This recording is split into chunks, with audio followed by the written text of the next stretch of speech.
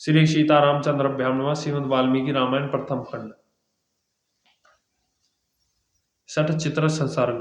पुत्र वध से दुखी दिति का कश्यप जैसे इंद्र हंता पुत्र की प्राप्ति के उद्देश्य से तप के लिए आज्ञा लेकर कुश पल्लव में तप करना, इंद्र द्वारा उनकी परीक्षा तथा उन्हें अपवित्र अवस्था में पाकर इंद्र का उनके गर्भ के 7 टुकड़े कर डालना। अपने उन पुत्रों के मारे जाने पर दिति को बहुत बड़ा दुख हुआ। वे अपने पति मरीचिनंदन कश्यप के पास जाकर बोली, भगवान आपके महाबली पुत्र देवताओं ने मेरे पुत्रों को मार डाला है, अतः मैं दीर्घ काल की तपस्या से उपर्जित एक ऐसा पुत्र चाहती हूँ जो इंद्र का वध करने में समर्थ हो। मैं तपस्या करूंगी, आप उसके लिए मुझे आज्ञा दे और मेरे गर्भ से ऐसा पुत्र प्रदान करे जो सब कुछ करने में समर्थ तथा इंद्र का वध करने वाला हो। उनकी यह बात सुनकर महान तेजस्वी मरीचि नंदन कश्यप ने उस परम दुखिनी दिति को इस प्रकार उत्तर दिया, तपोधने ऐसा ही हो, तुम शौचाचरण का पालन करो, तुम्हारा भला हो। तुम ऐसा पुत्र जन्म दोगी जो युद्ध में इंद्र को मार सके।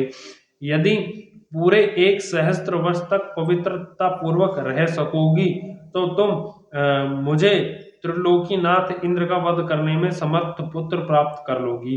ऐसा कहकर महान तेजस्विनी कश्यप ने दिति के शरीर पर हाथ फेरा, फिर उनका स्पर्श करके वह तो तुम्हारा करके कहा, तुम्हारा कल्याण हो। ऐसा कहकर वे तपस्या के लिए चले गई।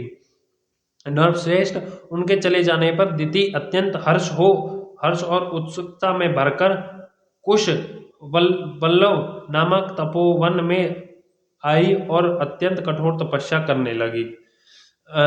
पुरुषवर श्री राम दिति के तपस्या करने के समय सहस्त्रलोचन इंद्र विनय आदि उत्तम गुण संपत्ति युक्त हो उनकी सेवा टहल करने लगे।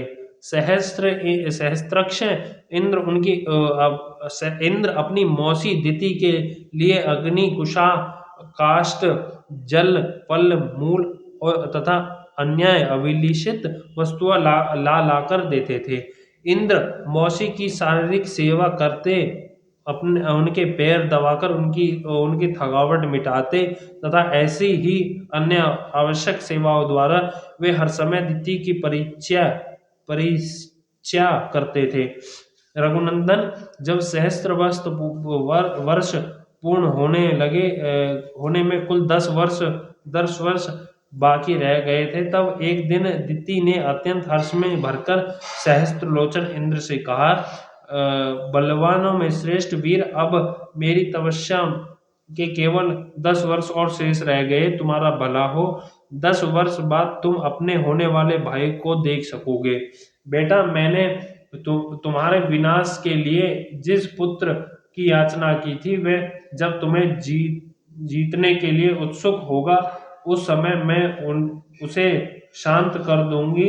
तुम्हारे प्रति उसे वैर भाव से रहित तथा भ्रांत स्नेह से युक्त बना दूंगी। फिर तुम उसके साथ रहकर उसी के द्वारा की हुई त्रिभुवन विजय का सुख निश्चित होकर भोगना। सुरश्रेष्ठ, मेरी प्रार्थना करने पर तुम्हारे महात्मन पिता ने 1000 वर्ष के बाद पुत्र होने का मुझे वर दिया है। ऐसा कहकर दिति नींद से अचेत हो गई। उस समय सूर्यदेव आकाश के मध्य भाग में आ गए। वे दोपहर का समय हो गया था।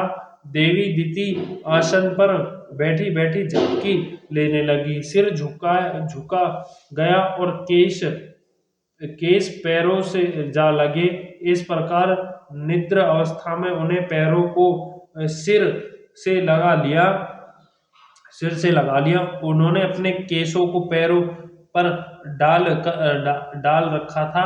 सिर को टिकाने के लिए दोनों पैरों को ही आधार बना लिया। यह देखकर दिति को अपवित्र हुआ जान इंद्र हंसे और बड़े प्रसन्न हुए। श्री राम, फिर वे सतत सावधान रहने वाले इंद्र माता दिति उदर में प्रतिष्ठित हो गए और उनसे स्थित हुई गर्भ के उन्होंने 7 टुकड़े कर डाले। श्री राम उनके द्वारा 100 परवालों वज्र दैत्य किए जाते समय वह गर्भ स्थित बालक जोर जोर से रोने लगा। उससे दिति की निद्रा टूट गई, वे जागकर उठ बैठी। तब इंद्र ने उस रोते हुए गर्भ से कहा, भाई मत रो। परंतु महान तेजस्वी इंद्र ने रोते रहने वाले उस गर्भ के टुकड़े कर ही डाले। उस समय दिति ने कहा, इंद्र, बच्चे को न मारो न मारो। माता के वचन का गौरव मानकर इंद्र सहसा उधर से निकाल आए।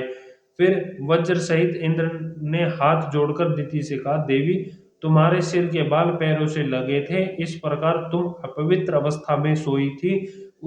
यही छिद्र पाकर मैंने इस इंद्रहता बालक के 7 टुकड़े कर डाले हैं। इसलिए माँ, तुम मेरे इस अपराध को क्षमा करो। इस प्रकार श्रीमद् वाल्मीकि निर्मित हर्ष रामायण आदि काव्य के बालकांड में 46वां सर्ग पूरा हुआ। बोल सियापति रामचंद्र की जय। पवन सुत हनुमान की जय। लक्ष्मण भरत शत्रुघ्न भगवान की जय। जय सियापति रामचंद्र की जय।